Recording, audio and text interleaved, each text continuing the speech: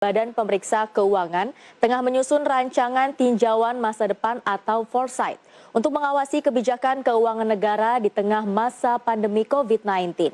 Kebijakan ini disusun demi meningkatkan mekanisme pengawasan pengelolaan keuangan negara. Badan Pemeriksa Keuangan atau BPK tengah menyusun rancangan tinjauan masa depan atau foresight untuk mengawasi kebijakan keuangan negara baik di pusat maupun di daerah di tengah masa pandemi COVID-19. Ketua BPK Agung Firman Sampurna mengatakan, foresight ini disusun demi meningkatkan mekanisme pengawasan pengelolaan keuangan negara termasuk untuk memberikan mitigasi risiko dalam pengelolaan tersebut.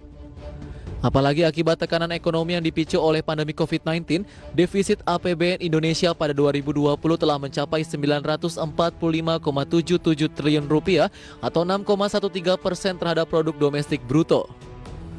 Menurut Agung Firman, besaran defisit APBN ini perlu dipikirkan caranya untuk menurunkan sesuai dengan amanat Undang-Undang Nomor 22 Tahun 2020 yang sebesar 3% dengan tetap menjaga kesinambungan fiskal.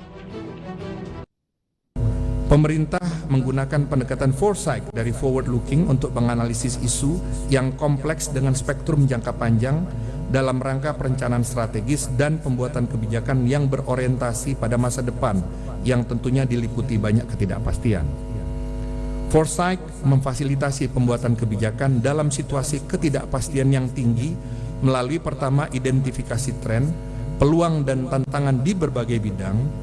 Kedua adalah eksplorasi berbagai perkembangan untuk menyusun strategi masa depan, serta ketiga adalah identifikasi dampak jangka panjang dari kebijakan yang diambil.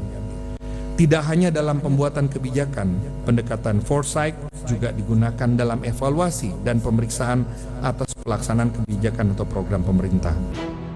Agung memastikan dengan foresight ini BPK bisa memfasilitasi pembuatan kebijakan dalam situasi ketidakpastian yang tinggi melalui identifikasi tren hingga identifikasi dampak jangka panjang kebijakan yang diambil. Dari Jakarta, Tim Liputan IDX Channel.